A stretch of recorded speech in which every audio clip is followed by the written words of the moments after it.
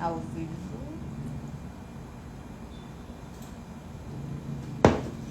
Boa noite, pessoal. Estamos com mais uma quinta jurisprudente, onde o direito vira direção. E hoje nós vamos falar da PEC, né? Da Reforma Administrativa do Serviço Público. Eu vou estar aguardando uns 2 minutinhos para o pessoal entrando, tá? Na live, para que a gente debata tudo que está sendo colocado nessa PEC, tá? Tem coisa aqui que é bem interessante, tá bom? Então, hoje vamos falar sobre a PEC e vamos aguardar só um minutinho enquanto o pessoal entra na live. Eu tô dando uma olhada no texto, né? O texto inicial.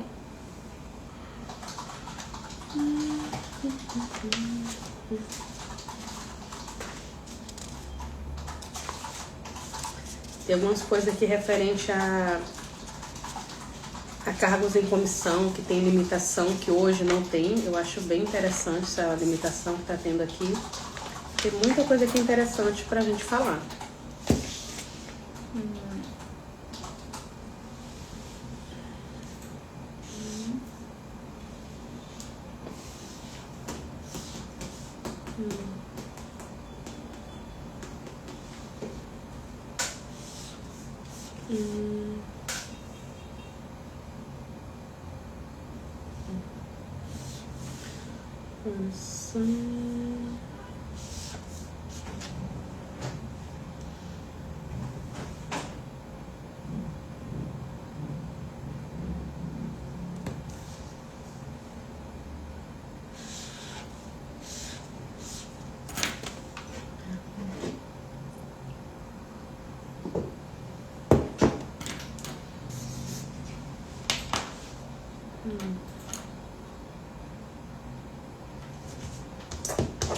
Então vamos lá. Hoje a gente vai falar sobre a PEC 38 de 2025, né? Que é a PEC que está na Câmara de Deputados da Reforma Administrativa. O texto da PEC fala assim, né? Proposta de emenda à Constituição, número 38 de 2025, altera normas sobre a administração pública brasileira para aperfeiçoar a governança e a gestão pública, promover a transformação digital, impulsionar a profissionalização e extinguir privilégios no serviço público. Esse extinguir privilégios é complicado, né? Deputados falando sobre privilégios. E o que acontece, né, em relação a essa PEC? Sempre que tem uma emenda constitucional, que tem uma alteração, costuma ser para os novos servidores. Então, assim, a PEC, por exemplo, ela fala de fim de progressão funcional. Então, seria o fim da progressão funcional para os próximos servidores públicos, né? Quem já tem progressão não seria atingido. Então, quem já tem um direito, né, adquirido, essa pessoa não seria atingida porque o salário não pode regredir, mas é algo que vai acontecer com os próximos que vão entrar. Então, ou então, se você ainda teria direito você tem direito a 8 progressões. Você já alcançou 5. Essas próximas 3, dependendo de como o texto dessa PEC seja redigido, talvez você não tenha mais direito. Então, o que você já conquistou não vai ser mexido. O problema é daqui para frente. E o que acontece, né, com essa PEC? Ela já teve, né, 171 assinaturas, porque é uma emenda constitucional, né? Não é uma simples lei que é só chegar lá e votar. É algo um pouco diferente. E o texto, ele fala de estratégia, governança e gestão, transformação digital, profissionalização do serviço público e extinção dos privilégios. Quando fala de extinção dos privilégios, é que alcança vocês e fica bastante complicado, né? O que está falando. Quando fala assim, privilégio de servidor público, parece que é um absurdo. Porém, juízes têm férias, se eu não me engano, 60 a 90 dias por ano. É privilégio. Um trabalhador normal só tem direito a 30 dias de férias. Tem muitos servidores que sequer têm direito a férias, né? Quem trabalha no hospital, eu tenho muitos clientes que ficam 4, 5, 6 anos sem usufruir de férias. Então, imagina você 6 anos sem usufruir de férias e um juiz, um profissional, né? O servidor público do judiciário usufrui de 60, 90 dias, ou seja, 3 férias por ano, enquanto você tira uma férias a cada 5 anos. por esse lado, é um privilégio que eu acho que precisa ser combatido. As carreiras jurídicas, geralmente, de fato, têm muito privilégio e é algo que eu entendo ser debatido, essa questão desses privilégios. Então aqui fala férias superiores a 30 dias, progressão automática, salários acima do teto. Isso de salário acima do teto é sempre referente à carreira do judiciário. Não existe nenhuma carreira na via administrativa, na área da saúde, nem na área da educação que esteja acima do teto. No caso que seja o teto geralmente é o teto do executivo, né? Nenhum servidor recebe mais que o prefeito, nenhum servidor recebe mais que o governador, nenhum servidor recebe mais que o presidente da república, né? No âmbito do município, estado e união. Porém, boa parte dos servidores da justiça ganham mais do que todas essas pessoas. Então, tem alguns privilégios que são específicos dos servidores da justiça e que, se atingir esses servidores, eu acho justo, né? Então, hoje, se um juiz, né, ele... digamos que um juiz, ele venda uma sentença. Esse juiz, ele não sofre penalidade, né, considerando o estatuto do servidor da União, né, as questões específicas, ou um juiz estadual. Esse juiz, ele é aposentado com proventos integrais. Com provento integral não, ele é aposentado com proventos de acordo com o tempo que ele trabalhou.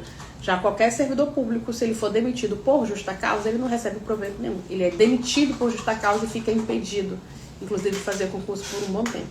Já um juiz, se ele for retirado por corrupção porque ele fez algo de errado, ele vai receber a remuneração dele, de acordo com o tempo de trabalho que ele tem. Que é algo muito, muito, muito absurdo. Eles não são penalizados. A penalidade máxima de um juiz é ser aposentado, né? Então, se a gente for considerar que tem carreiras, né, que a remuneração inicial é 35, 50 mil, não é algo ruim ser aposentada com essa remuneração, com esse provento. Mas como eles tiravam muito mais dinheiro vendendo sentença, então você reduzir isso a 30, 40, 50 mil é relativamente pouco para eles. Então, no caso do judiciário, de fato, é algo muito importante que haja, de fato, essa PEC. Na verdade, eu acho que antes de mexer com todos os servidores, eu imagino que eu deveria primeiro conseguir fazer uma PEC do judiciário e depois fazer uma PEC de outros servidores, porque a probabilidade do judiciário sair dessa PEC e continuar atingindo ainda os servidores, que eu sempre falo que é o chão de fábrica, é muito grande.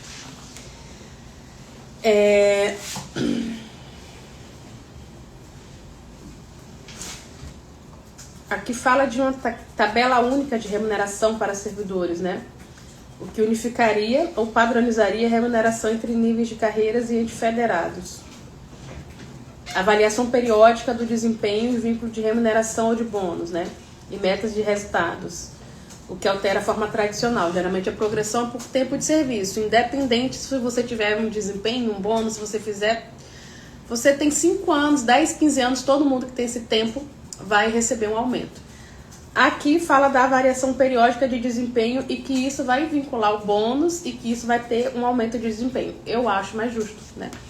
Eu fui servidora pública, eu atuei no serviço público e tem profissionais altamente capacitados, altamente qualificados, profissionais muito empenhados em fazer o bem para a população, e existem pessoas que não estão, né? Uma das coisas que mais me corroíam quando eu atuei no serviço público, eu fiz a prova, eu passei, eu tenho que receber o salário. É como se aquelas pessoas não entendessem que elas tivessem que trabalhar. E, infelizmente, isso ocorre, tá? E, infelizmente, ocorre com uma certa frequência, né? É muito comum isso ocorrer na área da administração, né? Então, quem atua na área de serviço da saúde, quem atua na área da educação, são pessoas que, muitas vezes, na 90%, 95% das vezes, trabalham muito.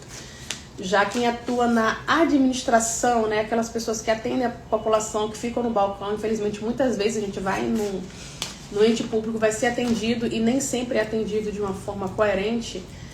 Eu já ouvi muito desses servidores como se eles dessem de ombros, e eu acho isso muito triste, né, porque a gente que paga o salário deles. Então, tem coisa que eu acho que faz sentido, mesmo eu sendo advogada, né, que atua com concurso, com servidor público, tem coisa aqui que eu vejo que faz sentido, não tudo, né? Na verdade, boa parte do que está aqui não faz sentido. Essa limitação dos altos salários e penduricalhos, isso aqui é para a área jurídica, né? Por exemplo, pode citar o município, se não me engano, em Itaguaí. O teto, né, lá é o salário do prefeito, que é 25 mil reais. Procurador municipal, todos eles ganham 35 mil, ganham 10 mil acima do prefeito. E eles recebem o salário, nenhum outro servidor consegue receber, eles recebem esse salário. E além dessa remuneração, né, acima do teto, né, tem vários penduricalhos que chegam a isso, também tem os honorários sucumbenciais, né? Então, o advogado tem direito aos honorários sucumbenciais e o procurador também. Então, se você processar um município, você perder esse processo, se você não tiver gratuidade de justiça, você vai ter que pagar em torno de 10% do que foi pedido de honorários sucumbenciais. E isso aí vai para a procuradoria. Uma procuradoria que geralmente já tem uma remuneração muito alta, né? Apesar que a OAB bate muito nessa tecla, que é direito, que o procurador também é um advogado, mas eu enxergo quanto a realidade nacional, né? Não a realidade da remuneração de advogado, mas é a realidade que quem paga isso é a população que paga isso para um servidor público que já recebe um salário garantido, um salário alto. Então são coisas que, né, eu olho não apenas enquanto advogada, mas enquanto cidadão. E muitas das vezes, né, o cidadão, ele perde a ação contra o ente público porque há uma proteção muito grande ao ente público, né?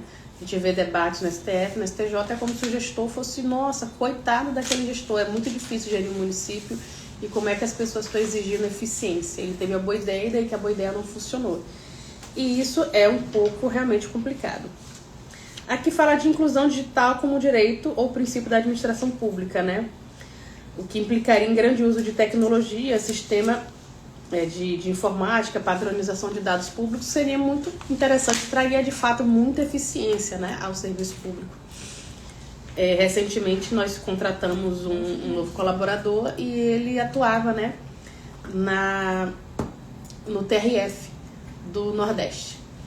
E eu conversando com ele, né, ele fazia cálculo de RPV, eu mostrei como era o meu sistema. Ele, doutora, como é simples, né, um sistema de um escritório de advocacia versus o sistema do judiciário.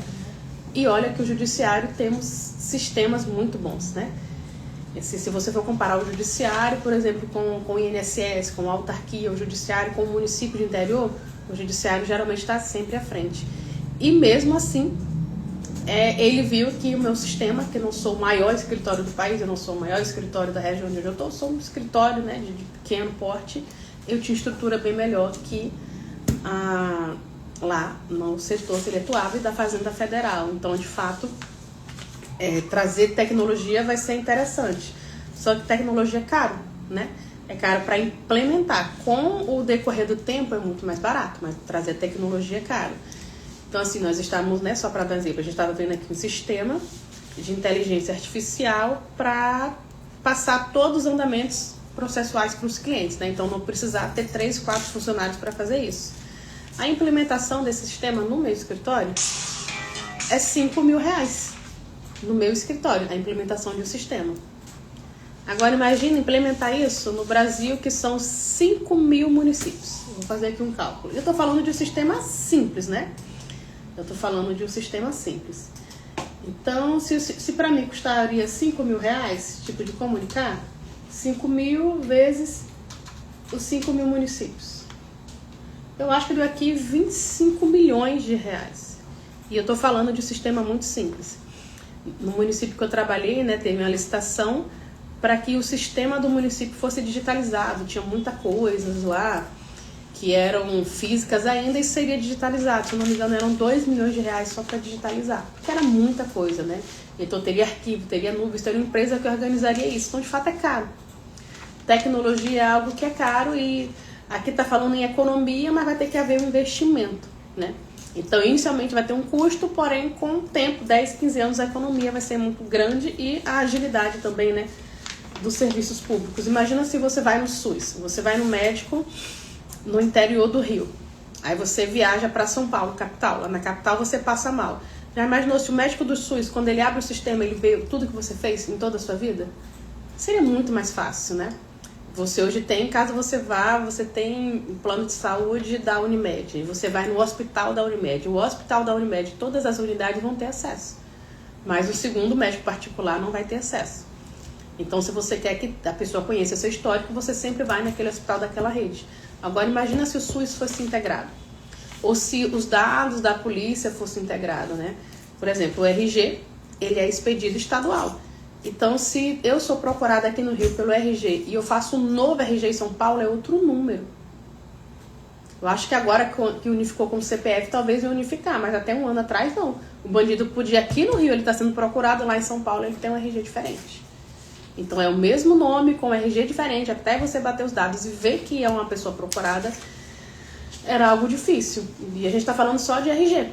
Ou seja, não tinha comunicação, e fazer isso tem um custo. É importante, é crucial, mas isso tem um custo, né? Então, isso é muito importante a gente entender o que essa PEC está propondo, né? Quando fala de modernização, eficiência, meritocracia, isso tudo deve ser visto de uma forma crítica, né? Não crítica para criticar, mas uma crítica construtiva, para entender. Eu acho que precisa ser analisado muito bem o que está sendo dito. Eu destaquei aqui algumas coisas, né, da PEC que eu achei muito, muito interessante, que, se aplicado, eu vejo como positivo. Né? Mantém o concurso público, e aqui fala assim: o total de cargos providos do ente federativo, no máximo de 5% poderão ser cargos em comissão, admitida a majoração desse percentual nos municípios de até 10 mil habitantes para 10% em situações devidamente justificadas. Ou seja, se eu tenho 5 mil, né, servidores públicos, isso significa que eu só posso ter, se é 5%, 250 servidores comissionados. Eu acho isso de suma importância. Porque você vai em municípios que tem 1.000 servidores e 2.000 servidores comissionados. É surreal. É muito, muito, muito absurdo. Então, aqui está reduzindo isso. Então, de fato, o servidor comissionado vai ser o servidor, né? É aquele cargo de liderança. Então, realmente é o cargo de confiança, de chefia. Hoje, o que é que acontece? Eu quero contratar um motorista, eu coloco ele com assistente 1, cargo comissionado, e não como contrato temporário. Então, quando o motorista, que precisa ser um servidor público efetivo, vai fazer o concurso, ele não consegue achar quem é motorista, porque tá todo mundo como assistente 1, assistente 2, assistente 3. E outra coisa, do total dos cargos em comissões, no mínimo 50% deverão ser ocupados por servidores efetivos. Ou seja, se eu tenho 5.000 servidores efetivos, eu posso ter 250 cargos em comissão. Ou no máximo 500, né? Porque pode ter um aumento para 10%. Desses 500, 250 precisarão ser servidores efetivos. Ou seja, os gestores vão precisar utilizar os servidores efetivos qualificados. Eu conheço servidores efetivos altamente qualificados, com pós-graduação, com doutorado, com experiência, que pode exercer cargo em comissão e não exerce porque a prima do vereador quer um cargo e dá um cargo para uma pessoa sem competência nenhuma. Então, eu acho que isso aqui, da limitação do cargo comissionado e da obrigatoriedade de ser 50% exercido para o servidor efetivo, é muito boa, né? Aqui coloca avaliação periódica de desempenho diferenciada, obrigatoriamente vinculada aos objetivos e metas estabelecidos. Ou seja, o município vai precisar ter uma meta. Qual a meta, né, da educação? Precisamos alfabetizar X crianças. Eu não sei se é exatamente isso que vai ter lá. A meta da saúde, precisamos, né? A meta da saúde, muitas vezes, as pessoas fazem por atendimento. Tivemos esse ano 10.000 atendimentos para gripe. O ideal é que ano que vem a gente tenha 5.000 atendimentos. Porque se eu atendi 10.000, eu sei o que é que causou gripe e eu vou criar métodos para reduzir. Então, na educação, eu entendo que tem que aumentar, a saúde tem que diminuir. Não é diminuir a estrutura para atender, mas a saúde, né, tem muita coisa que você consegue evitar. Então, você conseguindo ter esses dados, você evita, né? Muita coisa com alimentação adequada, com ambiente adequado. Por exemplo, na gravidez, o índice de aborto é imenso por causa de questões de cárie, né? Então, você cuidar do dente da gestante, você vai estar impedindo de um possível aborto. Então, são esses tipos de questões que eu entendo que vai estar aqui. Aqui fala que poderá instituir bônus de resultado para os agentes públicos em atividade. Eu acho isso estranho, você dá comissão para governador, para vereador. Eu achei bem esquisito isso aqui. Aqui tá proibindo, né, Deixa eu ver. Os ocupantes em cargos e funções, empregos públicos da administração pública, direta e indireta, aos membros de qualquer dos poderes e órgãos autônomos da União, dos Estados e do Distrito Federal e dos municípios, de mandato eletivo e os demais agentes políticos são... que agente político. São vedados. Férias em período superior a 30 dias. Adicional de férias superior a 1/3 de remuneração. E parcelamento de férias em mais de 3 períodos. Aqui está falando sobre agente político. Acumulação de férias. Deixa eu ver aqui. Aos ocupantes de cargos. Tá, aqui tá falando para todo mundo, não é só para os gestores, é também para o servidor em geral.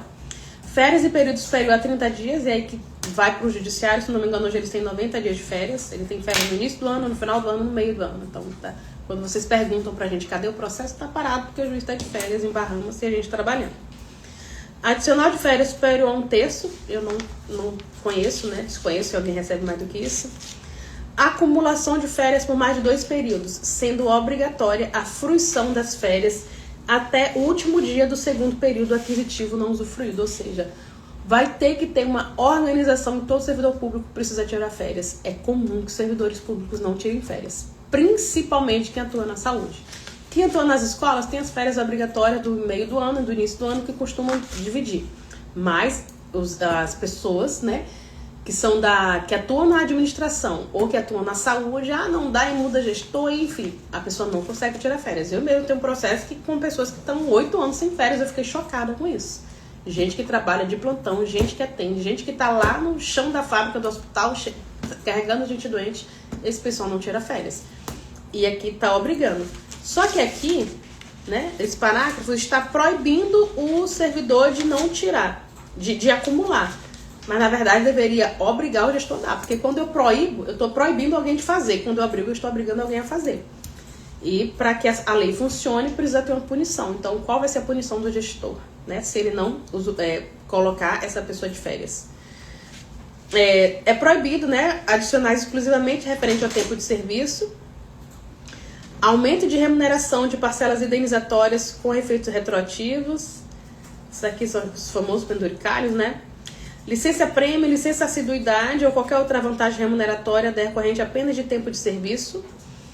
Então, assim, licença-prêmio, né, o servidor público, em muitos casos, a cada 5 anos que eles trabalham, ele tem o direito a 3 meses de férias. Sendo que ele também tem o adicional, né? Então, ele tem a progressão de carreira, ele tem direito a 3 meses de férias. É algo que é uma vantagem, mas eu, enquanto população, eu não entendo por que seria vantajoso. Imagina numa empresa particular, né? Se o funcionário que trabalhasse 5 anos tirasse 3 meses de férias. Todo mundo tem direito a isso, independente se é um bom funcionário, se é um mau funcionário. E lembrando que na empresa privada, o funcionário ruim é mandado embora. No serviço público, ele só é mandado embora se ele cometer um crime, se ele for incompetente, enfim, se ele tiver questões de caráter, se ele tiver desvio de conduta que não for crime, ele não vai poder ser mandado embora. O gestor vai ter que aturar. Então, nesse caso, não faz sentido. Eu conheço muitas pessoas que falam, né, que abertamente, que fez a prova que não gosta de trabalhar e não trabalha, e trata as pessoas mal e não vai, e não acontece, porque muitas vezes o gestor nada poderia fazer. Eu não posso, né, fazer uma demissão por justa causa só porque fulano, enfim, não atingiu a meta. Porque a meta não é obrigatória. Agora a meta sendo obrigatória fica... Eu vejo isso aqui bom para a população. É essa parte. Tem outras partes que são ruins, inclusive para o servidor público. Mas isso aqui eu acho algo muito, muito positivo. Em relação ao adicional de periculosidade e insalubridade. Está proibido, né, ser por carreira ou por cargo, né? Então, precisa ter comprovação pericial documentada da habitualidade e da permanência à exposição de agente de risco. Tem muitos casos aqui no escritório, né, que a pessoa recebe 20% de insalubridade, quando faz a perícia, a pessoa tem direito a 40%. Mas a lei fala, o cargo X tem direito a 20% de insalubridade. Então, parece que é uma coisa ruim, mas vai ser uma coisa boa. Porque vai tirar isso aqui de quem de fato não tem direito, mas quem tem direito vai ter que passar por uma perícia, vai ser o adequado, caso funcione da forma que está falando aqui, né? Aqui fala, a lei adicional disciplinará as formas de participação, inclusive por meio digitais, do usuário das administrações públicas. Ou seja, fala que vai digitalizar, mas no final vai ter que ter outra lei falando como é que vai ser essa digitalização. É um pouco complicado, né, quando fala isso sem explicar exatamente como é que vai ser. Então,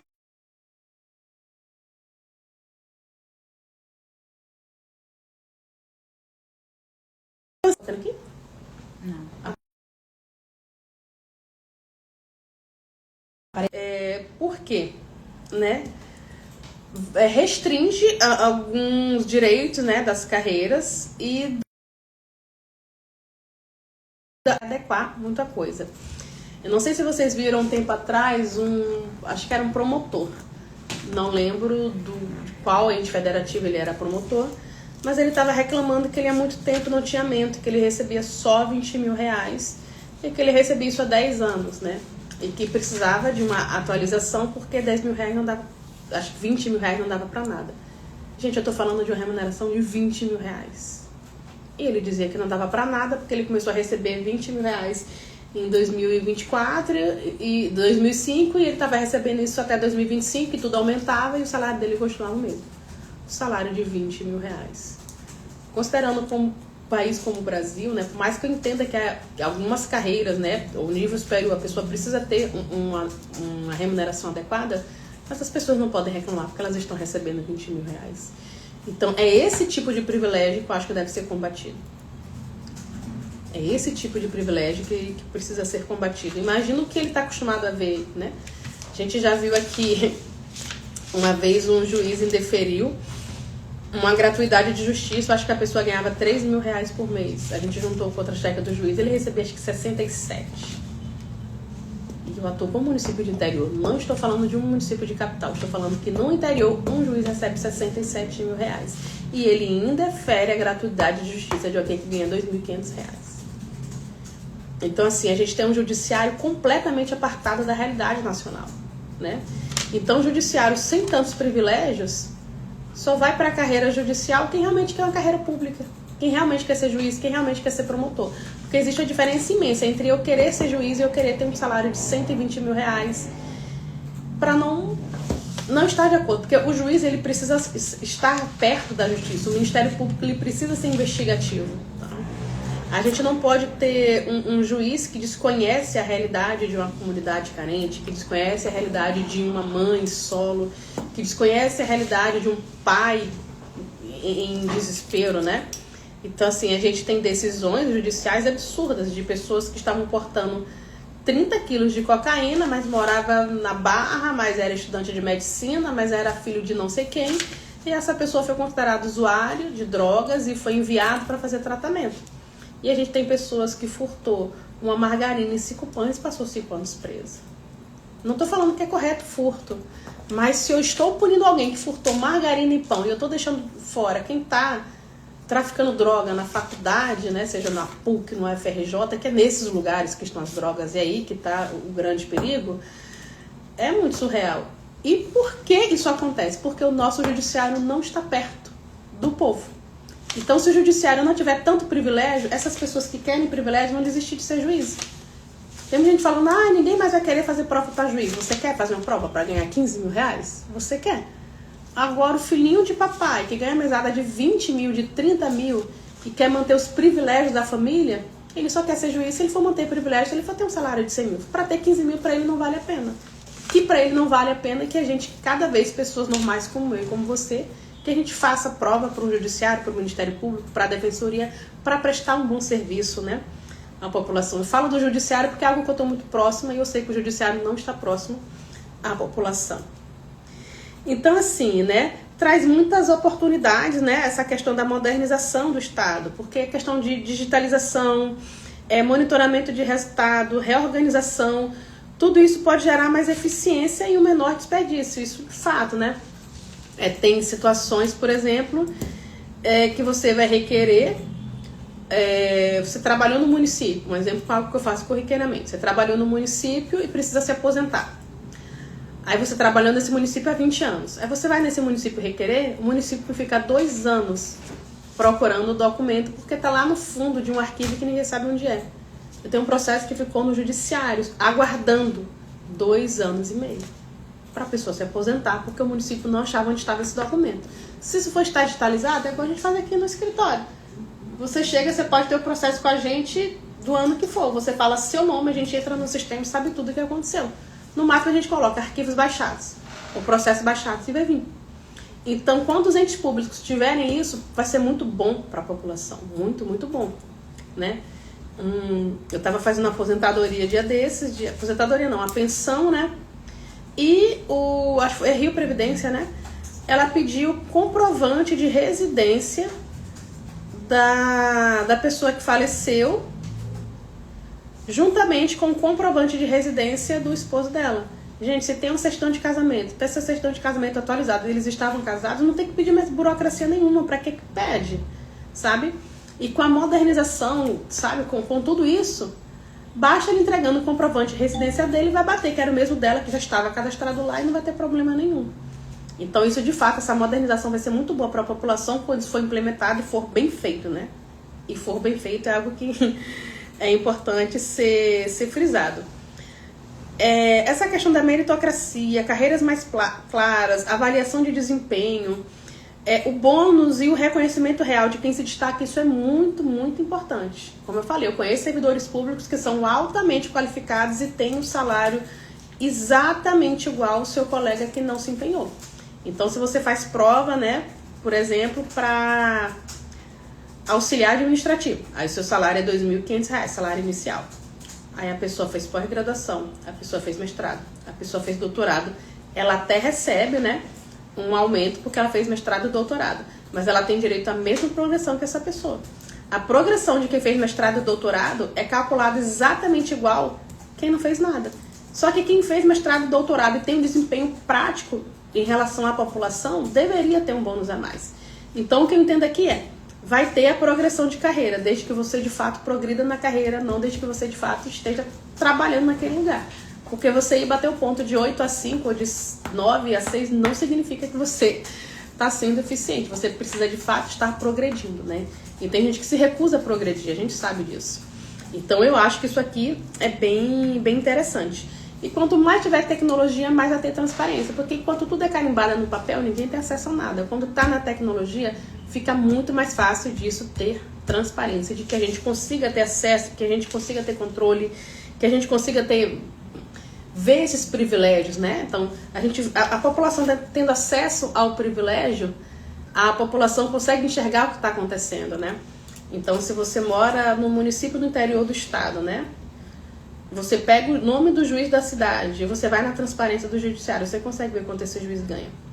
Aí você vai ver se é justo ou não esse juiz indeferir a sua gratuidade de justiça porque você ganha um salário de 4 mil. Mas se esse mesmo juiz ingressar com um processo judicial, muito provavelmente os colegas dele vão deferir a gratuidade de justiça dele. É algo que acontece. E é absurdo, e acontece. É privilégio, né? É uma proteção muito grande que precisa acabar. Então, assim, os riscos, né, dessa PEC é a perda de direito, né? Que dependendo de como está no papel, está maravilhoso. Mas pode ser que isso seja altamente prejudicial para os servidores públicos, né? Dependendo da forma como isso for alterado, como isso for votado, como isso chegue no ponto final. Porque aqui está incluindo carreira da jurídica, que são as carreiras que mais têm privilégio. A gente não sabe como isso vai ser encerrado, como isso vai ser votado, né? Porque se você chegar lá no Congresso e você vai e debate e faz manifestação, a gente sabe como a população ela é tratada. Agora a pressão do judiciário vem de outra forma. Então, será que os governantes vão querer enfrentar o judiciário? Espero que sim, mas eu acho que eles não são tão homens assim para fazer isso. Então, assim, muitas carreiras não vão ser atrativas, né? Principalmente a do judiciário, o que eu acho interessante, porque não vai ser atrativa para quem quer muito privilégio. Agora, um cidadão normal, que tem um pai, uma mãe, que trabalhou a vida inteira ganhando um salário mínimo, essa pessoa vai querer ganhar 15, 20 mil reais, para ela vai ser atrativa. Então, teremos mais pessoas comuns em carreiras que antigamente só tínhamos pessoas com privilégios, né? Então, vamos ter pessoas mais humanas, com um olhar mais social, né? Em relação a isso. Então, assim, vai ter um impacto no cotidiano dos entes menores, né? Porque assim, quando fala de cumprir meta, falou ali de igualar, né? Então, hoje a gente tem o piso da enfermagem. O Rio de Janeiro capital, ele pode pagar um piso de R$ 4.500, dando um exemplo. Mas será que aquele município no interior de Tocantins pode pagar esses mesmos R$ 4.500? Dependendo do lugar